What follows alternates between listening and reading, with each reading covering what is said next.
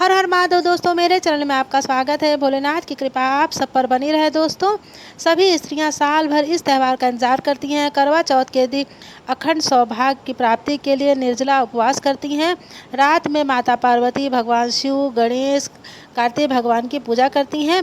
चंद्रोदय होने पर चंद्रमा का आराधना करती हैं और दर्शन करती हैं। चंद्रोदय होने के बाद चंद्रमा को अर्घ दिया जाता है।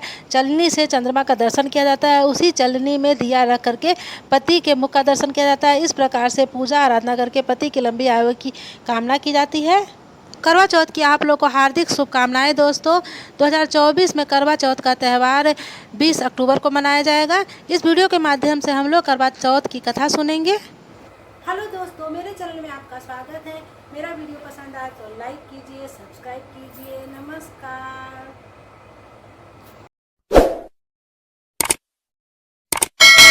दोस्तों, करवा चौथ की व्रत कथा इस प्रकार से एक बार की बात है कि एक साहूकार था, उसके 7 बेटे एक बेटी थी। उस घर की सेठानी, उसकी बहुएं और बेटी ने करवा चौथ का व्रत रखा।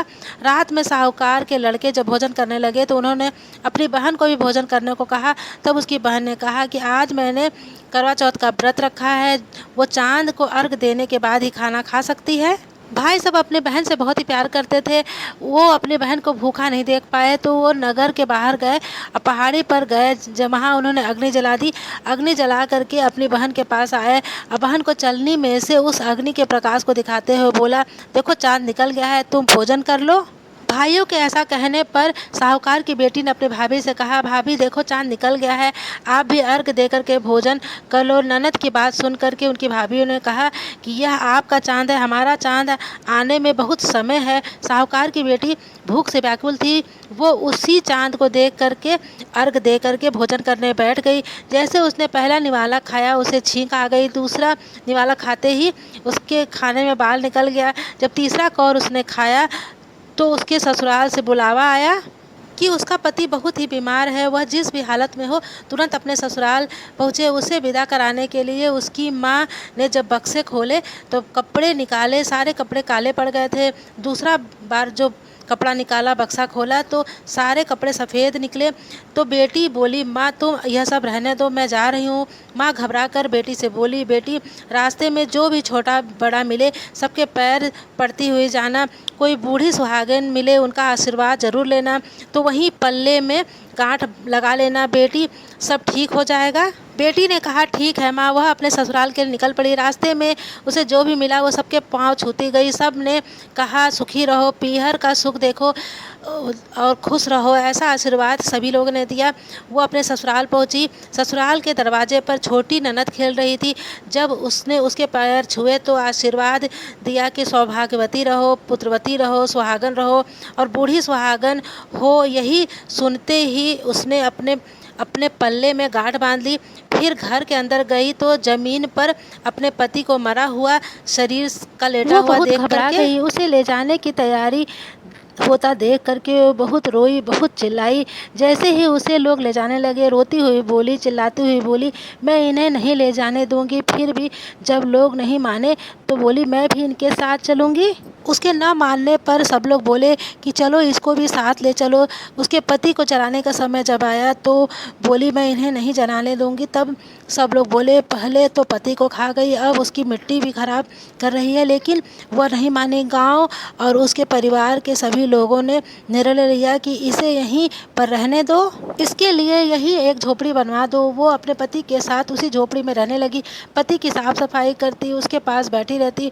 उसकी छोटी ननद 2 बार दिन में आती, उसके लिए खाना दे जाती। वो हर चौथ का व्रत रखती, चांद को अर्घ देती, ज्योति देखती। जब चौथ माता आती तो चौथ माता से कहती, करबो ले भाइयों की प्यारी बहन, करबो ले घनी बुखारी, करबो ले बहुत भूख, करबो ले। वो चौथ माता से अपने पति के प्राण मांगती। तब चौथ माता उससे कहती, हमसे बड़ी चौथ आएगी तो उनसे अपने पति के प्राण मांगना।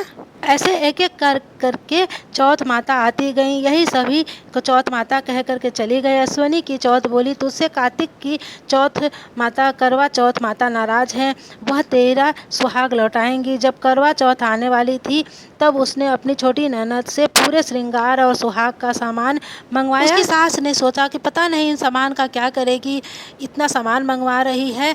तो उसने सोचा कि इतने समय से वो अकेले उस झोपड़ी में पड़ी है, जो मांगती है दे दो। फिर उस साहूकार की बेटी ने करवा चौथ का व्रत रखा। चांद निकलने पर चौथ माता की ज्योति की आरती की और चौथ माता प्रकट हो गई तो बोली, कर बोले भाइयों की प्यारी बहन कर बोले, चांद में उगने पर कर बोले, घनी बुखारी कर बोले। तब उसने चौथ माता प्रकट हो गई। उसने चौथ माता के पैर पकड़ लिए। चौथ माता से कहने लगी कि माता मेरा सुहाग वापस करो। चौथ माता बोली, तू तो बहुत भूखी है, 7 भाइयों की प्यारी बहन है, तुझे सुहाग का क्या काम है। तब वो नहीं मानी। मैं आपका पैर तब तक नहीं छोड़ूंगी जब तक आप मेरा सुहाग वापस नहीं करती हैं। चौथ माता ने सुहाग का सारा सामान मांगा तो उसने एक एक करके 16 श्रृंगार का सामान पूरा चौथ माता को दे दिया। माता ने अपने आँखों में काजल निकाला, नाखूनों से मेहंदी निकाली, मांग से सिंदूर निकाला और चुटकी उंगली का छींटा दिया। उसका चौथ माता जाते जाते उसकी झोपड़ी पर लात मार गई, जिससे उसकी झोपड़ी की जगह एक महल में बदल गया। जब उसकी छोटी ननद खाना लेकर आई तो उसने देखा कि भाभी की झोपड़ी की जगह महल खड़ा है। वह ननद को देखते ही दौड़ी दौड़ी आई, बोली, देखो बाईसा, आपका भाई वापस आ गया है, घर जाओ, सासू माँ से कहो गाजे बाजे के साथ हमें लेने आए। ननद अपनी माँ के पास जाकर बोली, माँ भाई जिंदा हो गया है। तब माँ कहने लगी, भाभी के साथ तेरा भी दिमाग खराब हो गया है, कभी मरा हुआ जिंदा होता है। ननद बोली, नहीं माँ, मैंने देखा है, भाई सच में जिंदा हो गया है। तो भाभी हमने हमें गाजे बाजे के साथ बुलाया है। सभी घर वाले गाजे बाजे के साथ अपने बेटे को लेने पहुँचे।